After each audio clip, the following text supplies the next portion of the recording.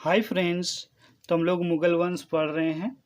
तो हम लोग उसमें दो बादशाह को पढ़ चुके, जैसे कि बाबर बादशाह और हुमायूं बादशाह को। तो उसके बाद जैसे हुमायूं बादशाह के बाद एक छोटा सा वंश स्थापित होता है, सूरवंश, हुमायूं बादशाह को हटा के। तो उसी को आज हम लोग पढ़ने वाले हैं। आप लोग को मैंने बाबर और हुमायूं को बादशाह को बहुत अच्छा से पढ़ा दिया है, तो आप लोग पिछला वीडियो में जाकर उसको देख लीजिए, ठीक है। तो उसके बाद जो अगला वंश स्थापित होता है मुग़ल वंश को हटा के, सूरवंश, तो उसी को आज हम लोग पढ़ने वाले हैं। ये वंश मात्र 15 साल के लिए स्थापित होता है और कैसे अपने आप को ये बनाए रखता है, फिर 15 साल में ही कैसे ख़त्म हो जाता है, तो उसी को आज हम लोग डिटेल में पढ़ने वाले हैं। और ये जो मैंने मैप ड्रॉ किया है, ये सूरवंश का सबसे प्रतापी शासक शेरशाह सूरी का साम्राज्य को दिखाए हैं। जैसे देखिए, भारत देश का मैंने मैप बनाया है, मानचित्र बनाया है, जिसमें कि शेरशाह कहाँ से कहाँ तक अपना साम्राज्य स्थापित करता, उसी चीज़ को दिखाने का यहाँ पे कोशिश किया गया है। जैसे देखिए, यहाँ पे लाहौर, मुल्तान, मतलब ये पाकिस्तान क्षेत्र से होते हुए गुजरात, फिर देखिए एमपी, इधर बिहार, फिर बंगाल, फिर इधर बिहार, फिर उत्तराखंड, फिर हिमाचल, फिर इधर श्रीनगर, इतना दूर तक वो अपना स्थापित किए रहता है। और वो एक बहुत ही बड़ा रोड का निर्माण करता है, जो कि बंगाल के सोनार गांव से लेके पाकिस्तान के मुल्तान तक जाता है। देखिए कैसे कैसे उसका रूट है, उसी चीज़ को दिखाया गया है, जिसमें कि महत्वपूर्ण जैसे राजधानी, जैसे कि दिल्ली भी आता है, और फिर आगरा भी आता है, यहाँ पे मथुरा है। उस चीज़ को डॉट डॉट में हम दिखाने का कोशिश किए हैं कि कैसे कैसे वो टच करता है। तो इस रोड को ग्रैंड ट्रंक रोड भी कहते हैं, जो कि ग्रैंड ट्रंक रोड नाम दिया था लॉर्ड ऑकलैंड ने, ठीक है। और इस सड़क का नाम क्या है, इस सड़क का एक नाम सड़क आज़म भी है, ठीक है। तो इस सड़क का निर्माण कौन किया था, शेरशाह सूरी। और अभी इसको NH2 बोला जाता है, NH2, जो कि कलकत्ता से डायरेक्ट दिल्ली जाता है, NH2 यहाँ से डायरेक्ट। तो इस चीज़ को आप लोग देख लीजिए। तो ये ग्रैंड ट्रंक रोड में ही वो बना हुआ है, NH2, ठीक है। और इसको कौन बनाया था, शेरशाह सूरी, जो वहाँ का प्रतापी बादशाह था। तो आज शेरशाह सूरी के बारे में पूरा डिटेल में पढ़ेंगे, उसका वंश के बारे में पढ़ेंगे कि कैसे कैसे वो लोग स्थापित होता है, फिर कैसे वो लोग का पतन हो जाता है। उसी चीज़ को आज हम लोग बहुत अच्छा से डिटेल में पढ़ेंगे, ठीक है। तो चलिए शुरुआत करते हैं। पूरा कॉन्सेप्ट क्लियर कराने का कोशिश करेंगे, और एक एक पॉइंट इम्पोर्टेंट है, इसको ध्यान से देखिए, कोई भी पॉइंट मिस नहीं होना चाहिए, और मेरे साथ साथ आप लोग याद करते हुए चलिए, ठीक है। तो ये देखिए, द्वितीय अफगान राज्य था, ये जो सूरवंश था ये द्वितीय अफगान राज्य था। पहला अफगान राज्य हम आप लोग को दिल्ली सल्तनत में पढ़ा चुके हैं। तो पहला अफगान राज्य कौन था, थोड़ा बताइए आप लोग। तो पहला अफगान राज्य कौन था, लोधी वंश था, लोधी वंश। तो लोधी वंश के बाद कोई दूसरा अफगान राज्य स्थापित होता है, तो वो यही सूरवंश स्थापित होता है। और एक बात, दिल्ली सल्तनत में सिर्फ एक ही अफगान राज्य आया था, वो था लोधी वंश। उसके बाद बाकी जो 4 वंश थे वो सब तुर्की वंश थे, तुर्की कहलाते थे वो लोग। कोई गुलाम वंश थे, कोई खिलजी वंश थे, है ना, इस टाइप का था। तो आप लोग उसको जाके आप लोग देख लीजिए।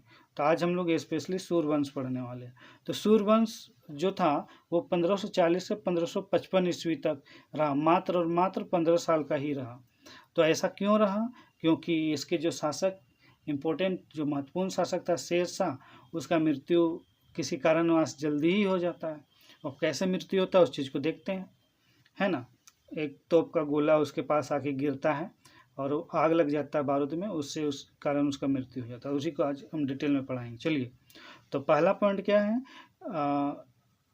ये पॉइंट सब तो हमको याद है, लेकिन हम बोल रहे हैं आप लोग को समझाने के लिए, और कहीं पे भी मिस्टेक लगता है तो पोज करके आप लोग पढ़ लीजिए, ठीक है। तो इसका पहला पॉइंट क्या है, बिलग्राम और कन्नौज का युद्ध 17 मई 1540 ईस्वी में होता है, ठीक है। इसमें हुमायूं बादशाह का भाग्य का अंत हो जाता है। और ये किस किस शासक के बीच में ये युद्ध होता है, बिलग्राम और कन्नौज का युद्ध, ये होता है शेरशाह सूरी और हुमायूं बादशाह के बीच में। कौन सा तारीख होता है? 17 मई 1540 ईस्वी को, जिसमें कि हुमायूं बादशाह का हार हो जाता है और उसका भाग्य का अंत हो जाता है। अगर अगर ये युद्ध नहीं होता तो हुमायूं बादशाह और अच्छा से स्टेबल होता भारत देश में, लगातार वो और 15 साल तक कंट्रोल किए रहता भारत देश को, तो और ज़्यादा सुदृढ़ हो जाता, लेकिन ऐसा नहीं होता। ये 17 मई 1540 के बाद उसका भाग्य का अंत लगभग हो ही जाता है। अब आगे देखते हैं। इस युद्ध के परिणाम स्वरूप भारत में मुगलों की सत्ता समाप्ति की स्थिति में पहुंच गई, है कि नहीं? कहे कि इस युद्ध के बाद हुमायूं जो था, मुगल बादशाह हुमायूं, उसको देश छोड़ के भागना पड़ा। सिंध और अफगानिस्तान क्षेत्र में सिर छुपाना पड़ा, किसी के यहाँ शरण लेना पड़ा।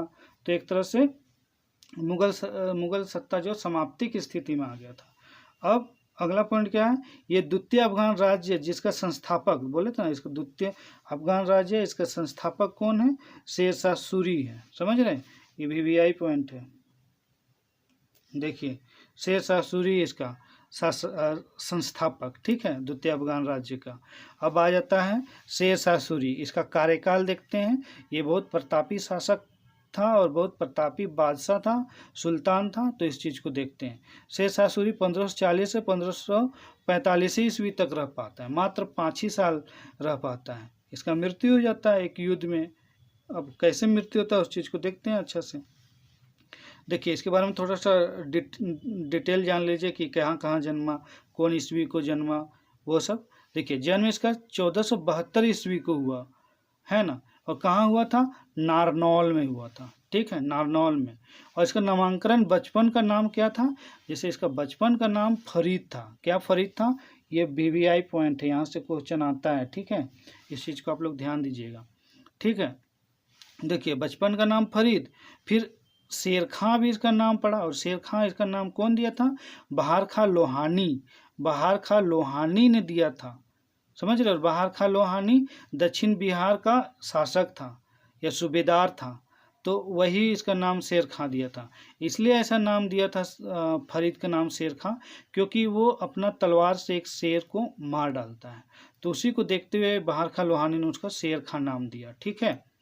और जब शेर खां अपने आप को दक्षिण बिहार का वास्तविक संस्थापक बना लेता है, अपने आप को, मतलब वहाँ का वास्तविक संस्थापक बना लेता है और वहाँ का शासक बन जाता है, तो अपने आप को वो हजरत-ए-आला का उपाधि भी देता है।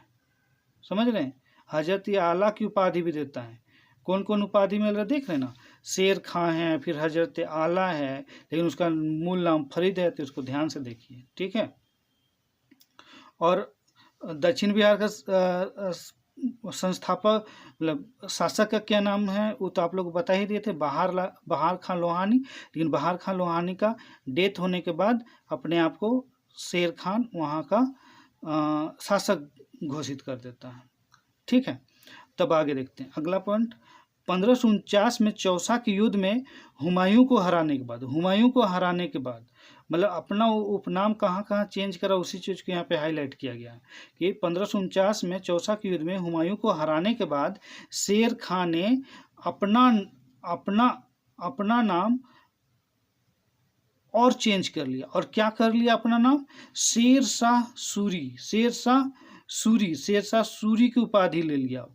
वो समझ रहे हैं? शेर शाह सूरी की उपाधि ले लिया। कौन सा युद्ध?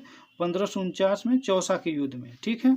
अब अगला पॉइंट देखते हैं इसका पिता का क्या नाम या पिता, फादर, अब्बा जान, तो क्या नाम था इनका? हसन खां नाम था, ठीक है। और वो कौन थे? सासाराम के जमींदार थे। कौन थे? सासाराम के जमींदार थे, ठीक है। और जो हसन खां थे उनको 4 शादियां हुई थी और हसन खां के 8 लड़के थे, ठीक है। और जो शेर खान था वो पहली पत्नी के पुत्र थे, ठीक है। अब आगे देखते हैं।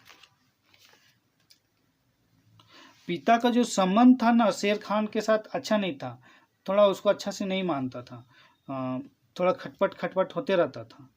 तो देखते हैं आगे क्या होता है। लेकिन 1497 से 1518 ईस्वी तक लगातार 21 वर्षों तक शेर खान ने अपने पिता की जागीर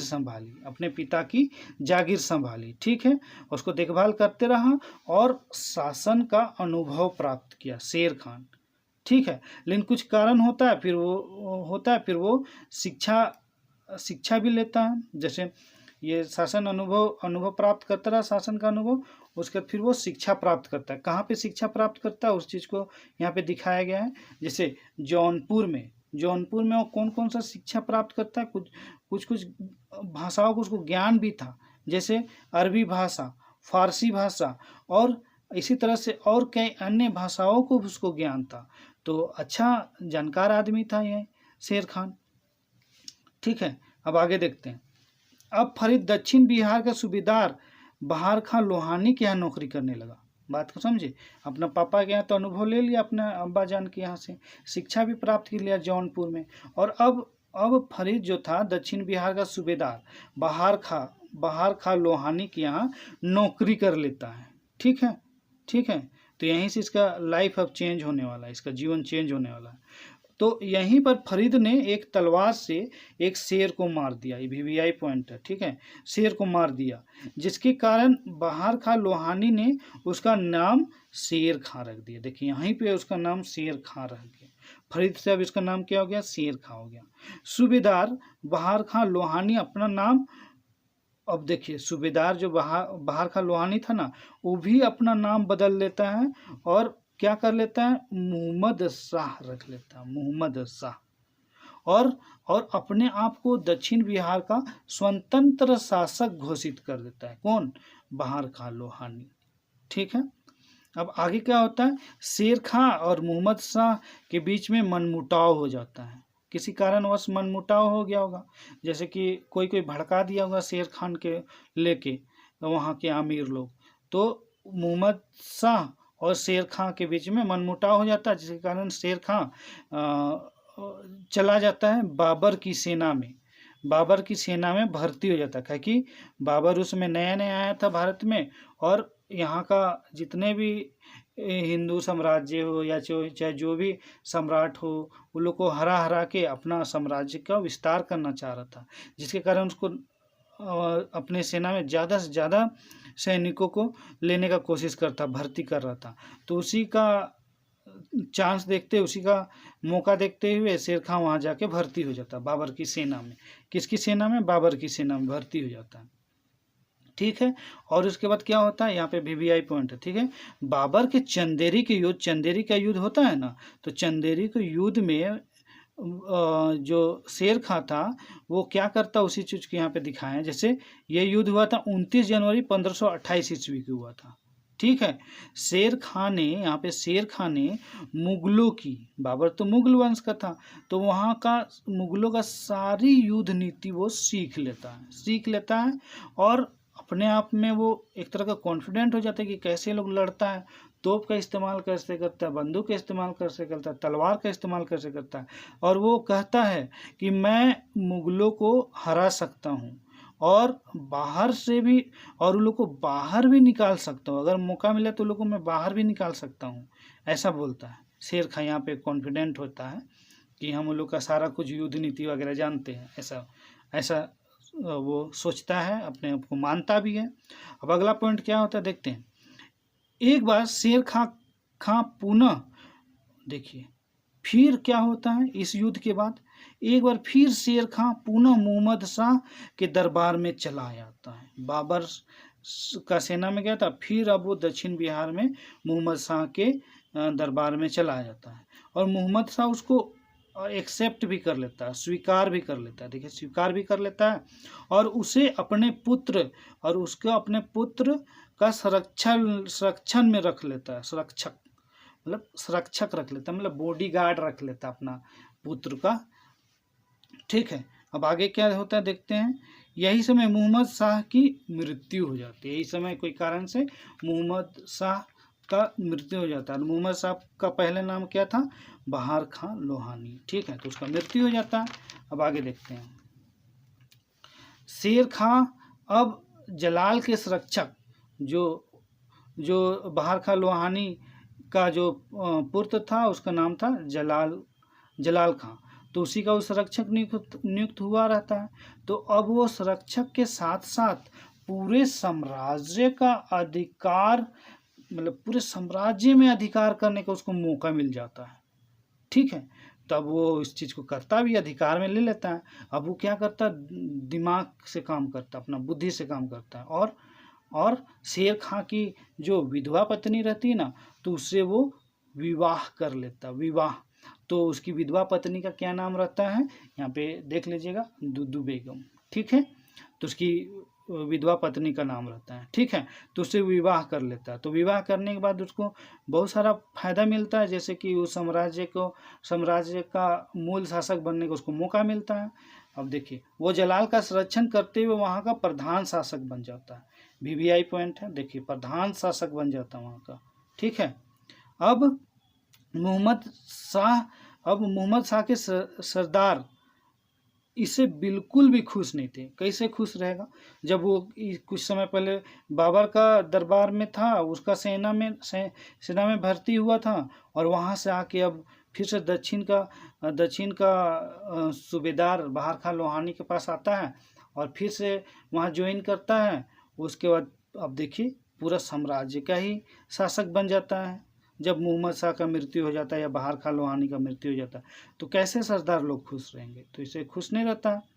अब आगे देखते हैं, उसी चीज़ को लिख दिए हैं, कुछ दिन पहले बाबर के यहाँ था, फिर यहाँ के दक्षिण बिहार का शासक बन जाता है, तो इससे सरदार लोग खुश नहीं होते हैं। ठीक है, अब अगला पॉइंट देखते हैं, दरबार के सरदार जलाल खां को भड़काते हैं। जो पहले जो मोहम्मद शाह था ना, जो शासक था, तो उसका जो पुत्र था जलाल खां, उसको भड़काते हैं सरदार लोग कि तुम्हारा शेर खान जो है ना, अहित कर सकता है, तुमको मार सकता है, इस टाइप का। तो जलाल खां इससे डर जाता है, और जलाल खां जो है ना, वो सरदारों के साथ बंगाल भाग जाता है, बंगाल में भाग जाता है। तो अब क्या होगा, अब राजकुमार भी भाग गया और रानी से भी शादी कर लिया, विधवा रानी से। तो अब इस तरह से उसको पूरी तरह से साम्राज्य का वही शासक बन जाता है। अब देखिए, 1530 ईस्वी में चुनार के किलेदार, एक और उसका रणनीति यहाँ पे पता चल रहा है, ये भी वीवीआई पॉइंट है।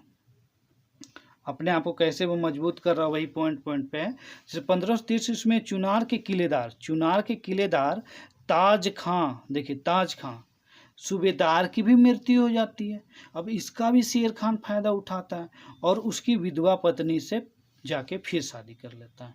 और उसकी विधवा पत्नी का क्या नाम रहता है, लाड बेगम नाम रहता है, लाड बेगम। ठीक है, लाड बेगम मलिका, क्या लाड बेगम मलिका रहता है, से विवाह कर लेता है और उस पूरे साम्राज्य का भी अधिकार में ले लेता है, चुनार को। ठीक है, अब देखिए, अब यहाँ पे शेर खान का क्या क्या शुरुआत में क्या क्या संघर्ष रहता है, शुरुआती संघर्ष, उसी को हम यहाँ पे दिखाए हैं। जैसे देखिए, दोहरिया का युद्ध 1532 ईस्वी में हुआ था, हुमायूं और अफगान शासक महमूद लोदी के बीच में। ठीक है, और इसमें महमूद लोदी की हार हो जाती है। ठीक है, और इसलिए इस युद्ध को बता रहे हैं, दोहरिया के युद्ध, कि जो महमूद लोदी था ना, इसी का हेल्पर था, उसी का मददगार था। कौन, शेर खान। इस युद्ध में शेर खान ने महमूद लोदी की मदद की थी। देखिए, यहीं पर से शेर खान का आना शुरू होता है। ठीक है, दोहरिया के युद्ध से। अब आगे देखते हैं, चुनारगढ़ के किले का घेरा 1532 ईस्वी में हुमायूं ने किया। ठीक है, मतलब महमूद लोदी को हरा दिया और शेर खान भाग के वो चुनारगढ़ के किले के अंदर चला गया। अब उसको हुमायूं पूरा घेर लेता है और उसके अंदर में कौन था, उस किले के अंदर शेर खान था और काफ़ी दिन तक उसको घेरे रहता है, अटैक ही नहीं करता है, हमें हुमायूं उसमें अटैक ही नहीं करता है। तो फिर वो संधि का प्रस्ताव भेजता है हुमायूं से शेर खान, और संधि कर भी लेता है, हुमायूं मान लेता है, संधि कर लेता है। अब आगे क्या होता है, इस चीज़ को हम पढ़ाए थे आप लोग को हुमायूं चैप्टर में, तो आप लोग जाकर देख सकते हैं। देखिए, शेर खान क्या करता है, धन देता है, रुपया देता है, और अपने पुत्र कुतुब खां रहता है ना, उसको और 5000 सिपाहियों के साथ हुमायूं की सेवा में भेज देता है। मतलब धन देता है, रुपया देता है, अपना पुत्र कुतुब खां और 5000 सिपाहियों के साथ हुमायूं की सेवा के लिए भेज देता है, और हुमायूं मान भी जाता है। ठीक है, अब अगला पॉइंट देखते हैं, सूरजगढ़ का युद्ध कब होता है? 1534 ईस्वी में होता है। शेर खान ने बंगाल को पराजित किया। इसमें शेर खान ने बंगाल को पराजित किया और बंगाल पर अपना नियंत्रण स्थापित कर लेता है। ठीक है, शेर खान। अब देखिए एक इम्पोर्टेंट युद्ध है चौसा का युद्ध 1539 ईस्वी। इसी में हुमायूं की हार होती है। इस चीज़ को हम बहुत बढ़िया से पढ़ाए थे हुमायूं चैप्टर में। अब देखते इसमें पॉइंट। हुमायूं और शेर खान का युद्ध होता है। शेर खान इसमें जीत लेता है, हुमायूं बुरी तरह से हारता है और अपना जान बचा के भागता है। एक नदी में घोड़ा सहित कूद गया था, आप लोग पढ़ाए थे हुमायूं चैप्टर में, आप लोग जाकर उसको देख सकते हैं। इस युद्ध में विजय के बाद शेर खान ने अपना नाम, अभी यहाँ बताया था ना, यहाँ पे वो अपना नाम रख लेता है क्या? शेर शाह सूरी। शेर शाह सूरी, तो जो कि लास्ट तक इसका नाम वही रखता है, शेर शाह सूरी। तो पूछ सकता है शेर शाह सूरी कौन युद्ध में रखा था शेर खान अपना नाम? तो ये BBI पॉइंट है। ठीक है, अब आगे अगला देखते हैं बिलग्राम या कन्नौज का युद्ध। ये बहुत इंपॉर्टेंट युद्ध है क्योंकि इसी के बाद हुमायूं बादशाह का भाग्य का अंत हो जाता है। हुमायूं बादशाह का भाग्य का अंत हो जाता है और हुमायूं भाग के अपना जान बचा के अफगानिस्तान और सिंध क्षेत्र में चला जाता है। ठीक है, और यहीं पास से सूर्यवंश का स्थापना हो जाता है जो कि 1540 से 1555 ईस्वी तक चलता है। टोटल 15 साल ही चलता, ये और ही चलता, लेकिन शेर शाह सूरी का मृत्यु हो जाता है। तोप का गोला उसके सामने गिरता है और बारूद में आग लग जाता है तो वो बुरी तरह से जल जाता है, तो घायल हो जाता है। अब आगे देखते हैं कैसे कैसे होता है। जैसे शेर शाह सूरी का राजनीतिक अभियान, कहे कि वो हुमायूं को तो हरा दिया मुगल बादशाह को और उसको भेज देता है सिंध अफगानिस्तान क्षेत्र भगा देता है। तो अब उसका राजनीतिक अभियान शुरू हो जाता है भारत के अंदर शेर शाह सूरी का। जैसे गख्खरों का युद्ध 1541 ईस्वी में हुआ, गख्खरों का युद्ध। तो गख्खर लोग कौन लोग थे? ये लोग एक जनजाति रहता है, तो उसी को देखते हैं। शेर खां या शेर शाह ने गख्खर जनजातियों से युद्ध करता 1541 ईस्वी में। शेर शाह उनकी शक्ति, इनका बहुत ज़्यादा शक्तिशाली थे गख्खर जनजाति, तो उसका शक्ति को ख़त्म करना चाहता था, लेकिन वो ख़त्म तो नहीं कर सका।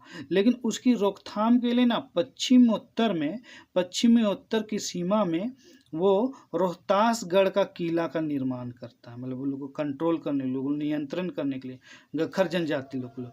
और गख्खर जनजाति लोग ना हुमायूं जो था मुगल बादशाह उसका सहायता करते थे और गख्खर जनजाति बहुत ज़्यादा वीर थे और काफ़ी ज़्यादा साहसी थे। तो हुमायूं के साथ मिलकर ये लोग युद्ध लड़ते थे शेर खान के खिलाफ, तो इसीलिए लोग से वो बदला लेने के लिए हमला करता है शेर खान। और ये जनजाति था, ये काफ़ी लूटपाट करते थे, समझे। अब आगे देखते हैं, तुरंत ख़त्म हो जाएगा चैप्टर, ज़्यादा लंबा नहीं है। अब देखिए 1541 ईस्वी में बंगाल का विद्रोह को भी दबा देता है शेर खान। 1541 ईस्वी में भी बंगाल में विद्रोह हो रहा था, उसको दबा देता है शेर खान। इस तरह से वो कंट्रोल करते चला जाता है। अब अगला पॉइंट क्या है? मालवा का अभियान, मतलब मालवा जो है उसमें क्या अभियान करता है, तो उसी चीज़ को हम लोग देखते हैं। सितारा पॉइंट में है ये। अब इसको पॉइंट में देखते हैं। शेर शाह ने 1542 ईस्वी में मालवा पर आक्रमण करता है, ठीक है, और उस पर अधिकार कर लेता है। और वहाँ का शासक कौन रहता है? मल्लू खां। कौन? मल्लू खां या कादिर खां। और वो आत्मसमर्पण कर देता है। किसके पास आत्मसमर्पण? शेर खान के पास। ये भी BBI पॉइंट है, ठीक है। मालवा का शासक कौन है, ये सब पूछ सकता है, ठीक है। अब देखिए अगला सितारा पॉइंट कौन सा अभियान है? अब रायसीन का अभियान। तो ये 1543 ईस्वी में होता है। शेर शाह ने रायसीन पर आक्रमण करता है, ठीक है, आक्रमण करता है। और क्या करता है? राजपूत शासक पूरनमल को शेर शाह ने किले के बाहर कैंप में, मतलब इसे संधि टाइप का होता है पूरनमल से शेर खां को का कि हम आप लोग को नहीं मारेंगे, आप लोग किले के बाहर आ जाइए और हमको किला दे दीजिए, हम आप लोग को नहीं मारेंगे, ऐसा बोलता है। तो पूरनमल उसका विश्वास कर लेता है, कुरान में शपथ उपत दिला के, और जैसे ही वो बाहर आता और एक कैंप में रात में रात काट रहा था अपना सैनिक लोग के साथ, तो इस समय अचानक से हमला करके शेर खान पूरन माल को मार देता है। ठीक है, जबकि शेर खान नहीं मारने का शपथ लिया था, फिर भी वो मारा किसको? पूरनमल को। तो ये बहुत खराब बात है। तो मेन राजपूत राजा मर जाएगा। राजपूत राजा के मृत्यु के बाद उसकी सारी पत्नियां मतलब सारी स्त्रियां, पूरनमल की मृत्यु के बाद इनकी पत्नी, इनकी वाइफ और वो जितने भी राजपूत राजा के साम्राज्य में स्त्रियां थी, सभी स्त्रियां लोग जौहर कर लेती हैं। ठीक है, जौहर पद्मावती मूवी में आप लोग देख चुके होंगे। जौहर क्या होता है? आग में कूद जाती है सारी हिंदू महिला लोग, राजपूत महिला लोग अपने पति के मृत्यु के बाद। ठीक है, अपने आप को बचाने के लिए। अब आगे देखते हैं। रायसीन के यह घटना शेर शाह का चरित्र में कलंक माना जाता है। काहे कि वो क्योंकि वो एक तो शपथ लिया था और फिर भी वो पूरनमल को मार देता है, राजपूत राजा को मार देता है। तो एक तरह का ये कलंक माना जाता है। ठीक है, जो भी शपथ लेता है उसको तोड़ देता है, कुरान का वैल्यू नहीं करता है, जो कि कुरान मुस्लिम समाज का सबसे पवित्र ग्रंथ है। अब आगे देखते हैं मारवाड़ का अभियान। अब मारवाड़ का अभियान में क्या क्या करता है शेर खान, उसी को देखते हैं।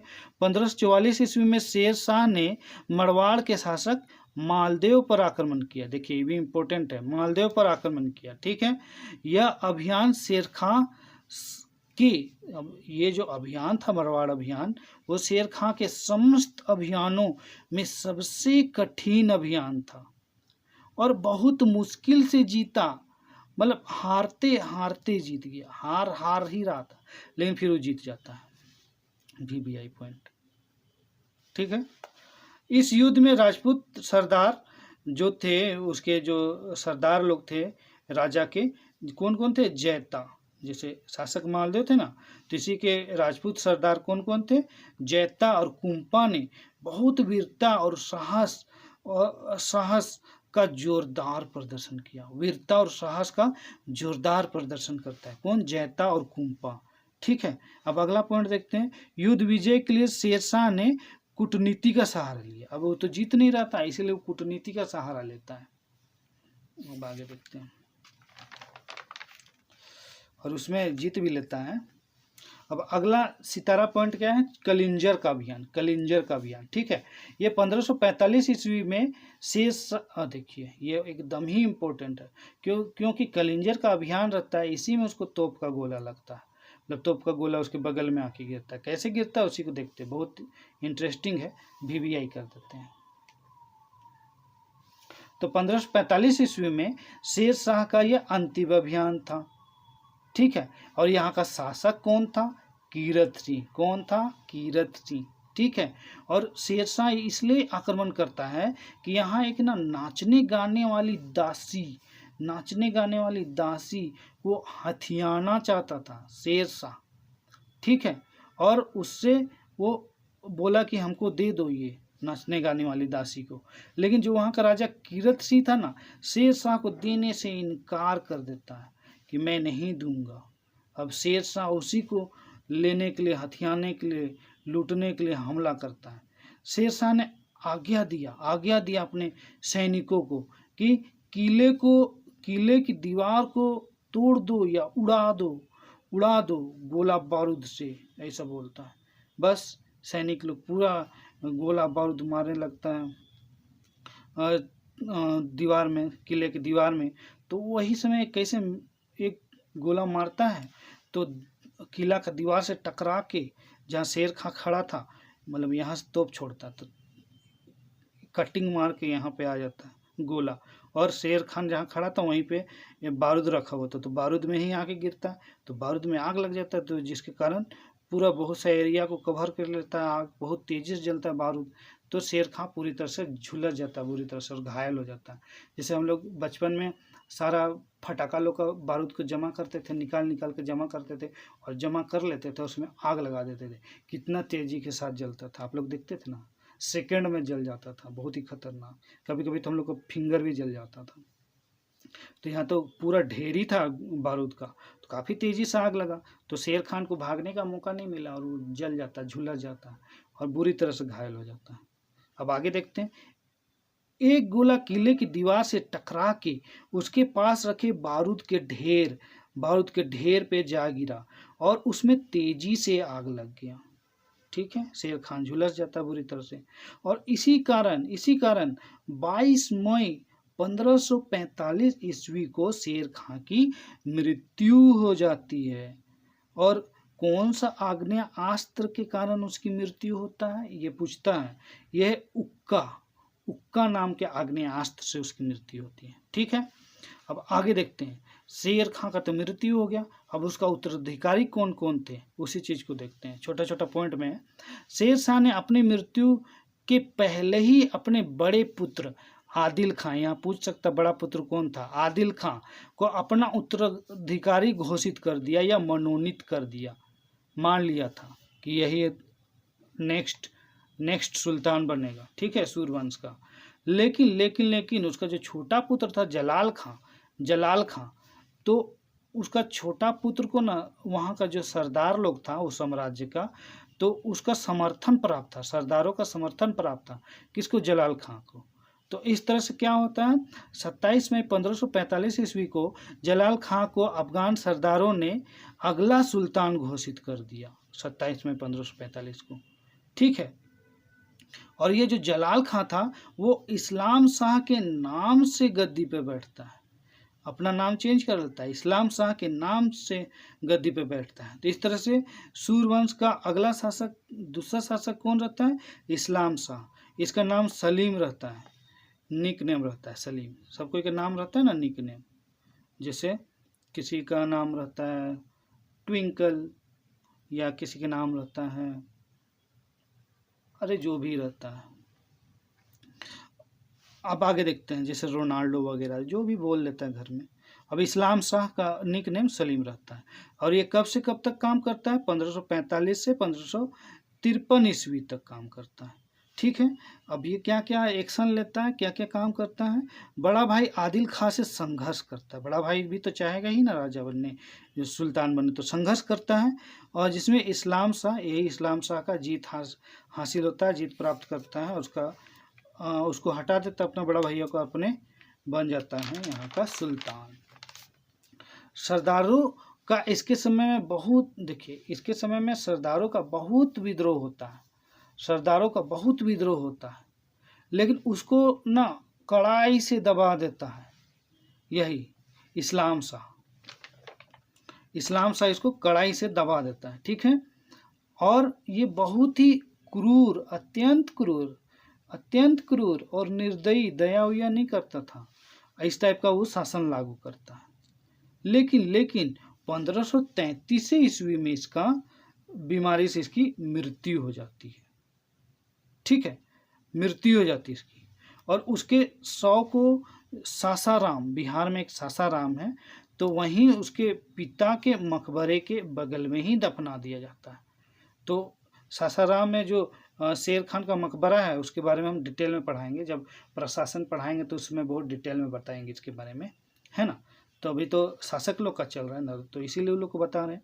अब आगे देखते हैं। इस्लाम शाह के मरते ही सूर साम्राज्य है ना बिखरने लग जाता है, यही समय के बाद बिखरना शुरू हो जाता है। लेकिन अगला शासक फिर कौन नियुक्त होता है? तीसरा में फिरोज शाह, जो 1553 ईस्वी में ऐसा काम करना शुरू करता है। अब आगे देखते हैं। अब अफगान अमीरों ने सुल्तान के नाबालिग पुत्र, जो इस्लाम शाह था उसका छोटा सा पुत्र था फिरोज शाह, उसको सुल्तान घोषित कर देता है। और ये जो फिरोज शाह था मात्र 12 वर्ष का था।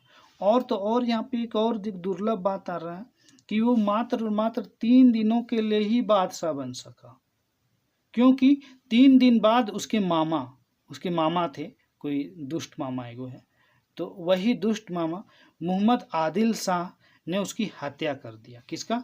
फिरोज शाह का। और स्वयं मोहम्मद आदिल, देखिए मोहम्मद आदिल के नाम से सुल्तान बन बैठता है। ठीक है, उसके मामा का क्या नाम रहता है? मोहम्मद आदिल शाह ने हत्या कर देता है। और स्वयं मोहम्मद आदिल के नाम से सुल्तान बन बैठता है।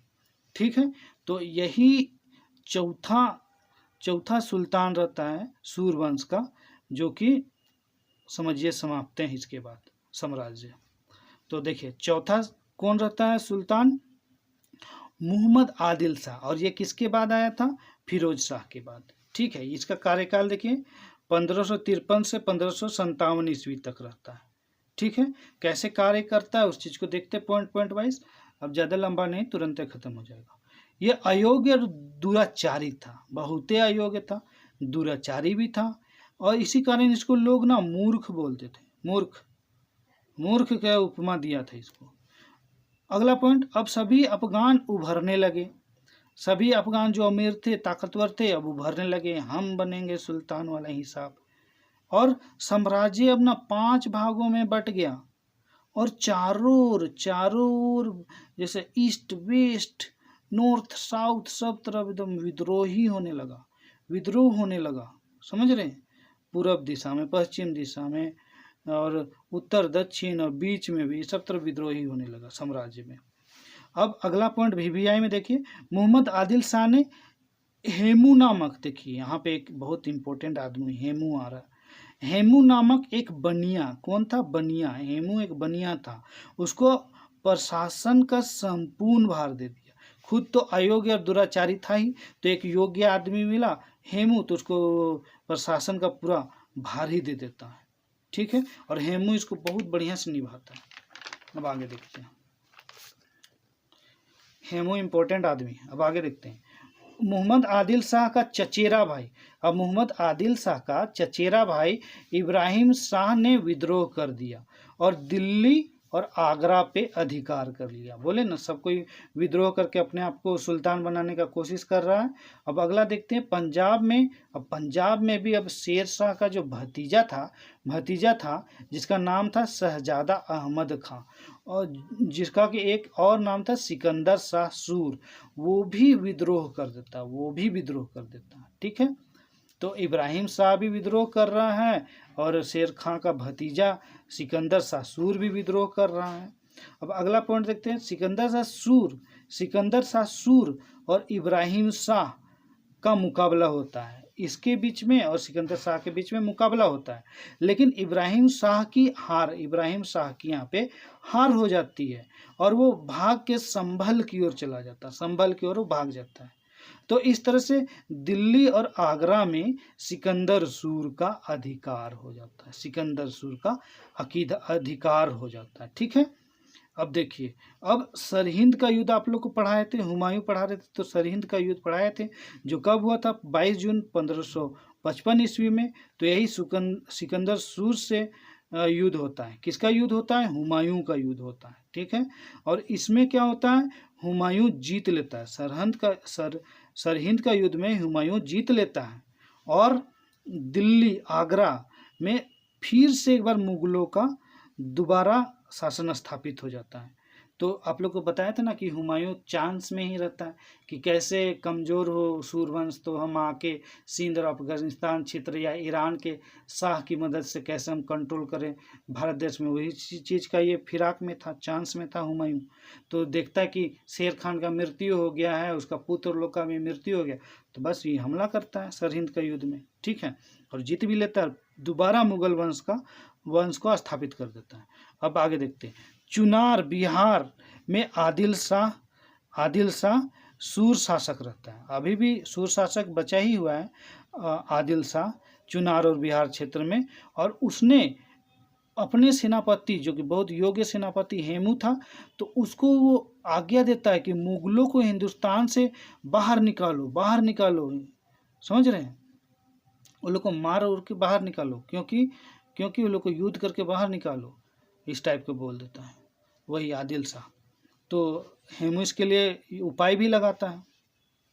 जैसे देखिए, पानीपत के द्वितीय युद्ध 1556 ईस्वी में, देखिए जैसे ही उसको पता चलता है हेमू को कि मुगल बादशाह हुमायूं का सीढ़ी से दुर्घटनावश मृत्यु हो जाता है, तो वही समय बहुत जल्दबाजी में हमला कर देता है।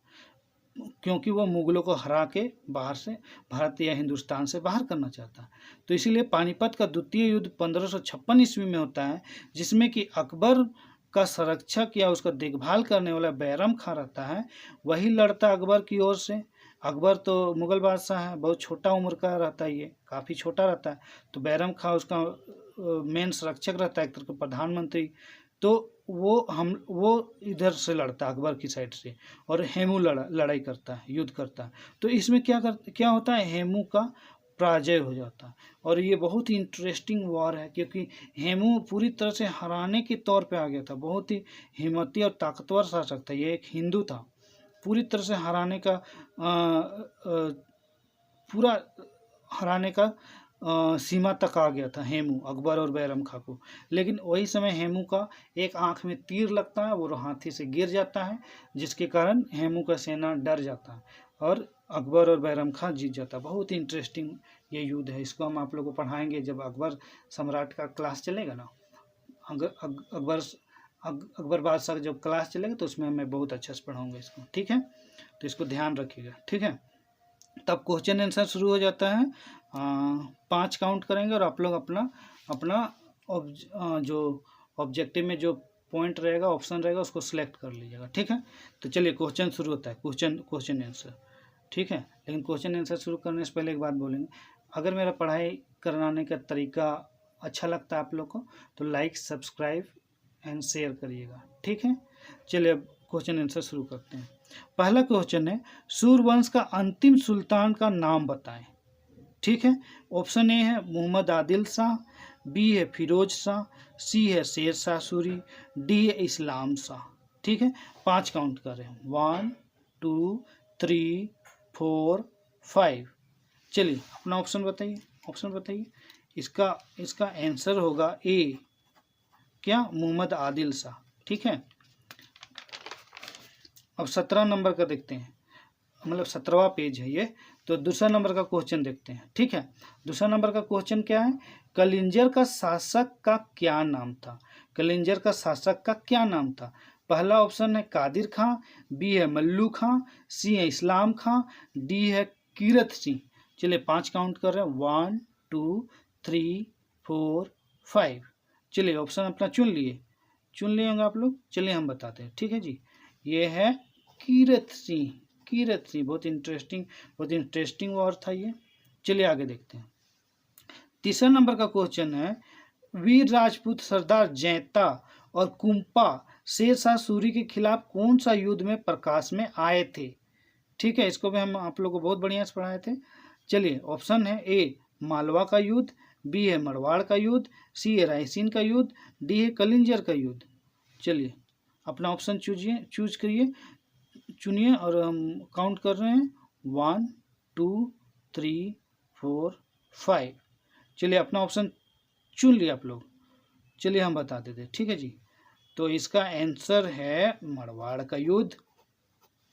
चौथा नंबर का क्वेश्चन है, शेर खान या शेर शाह सूरी की मृत्यु कब हुई थी? इसको भी हम आप लोग को बहुत बढ़िया समझाए थे। चलिए ए है 21 मई 1545 ईस्वी में, बी है 23 मई 1545 ईस्वी में, सी है 22 मई 1545 ईस्वी में, डी है 24 मई 1545 ईस्वी में। चलिए ऑप्शन आप लोग अपना सेलेक्ट कर लीजिए। 5 काउंट करें, 1 2 3 4 5। तो इसका आंसर जो है, चलिए हम बता देते हैं, आप लोग चूज कर लेंगे पूरा उम्मीद है। इसका आंसर है सी, 22 मई 1545 ईस्वी। तो आप लोग को ये जो साम्राज्य दिखाए थे, देखिए ये शेर शाह सूरी का साम्राज्य कैसा था उसको तो आप लोग को शुरू में ही बताए थे, मैप में, इंडियन मैप में, भारत का मानचित्र में। तो एक बार इसको देख लीजिएगा आप लोग, ठीक है। ये ग्रैंड ट्रंक रोड है, जिसको कि इसका सड़क आजम भी बोला जाता है, और इसका जो नाम रखे थे जीटी रोड या ग्रैंड ट्रंक रोड, उसका नाम था लॉर्ड ऑकलैंड। तो चलिए आप लोग को आज का क्लास अच्छा लगा होगा, ठीक है। तो नेक्स्ट क्लास हम लेके आएंगे सूर्यवंश का प्रशासन के बारे में, क्या क्या लोग निर्माण करता है उस चीज़ के बारे में, कैसे कैसे लोग साम्राज्य को स्ट्रॉन्ग बनाता है उस चीज़ के बारे में, ठीक है ना। तो चलिए अपने प्यारे भाई को विदा दीजिए, ठीक है ना। अच्छा से पढ़ाई करिए, ऑल द बेस्ट। कोई भी अभी जो जो भी आगामी एग्ज़ाम आ रहा है उसके लिए ऑल द बेस्ट। ठीक है मेरे प्यारे भाइयों, चलिए ठीक, बाय।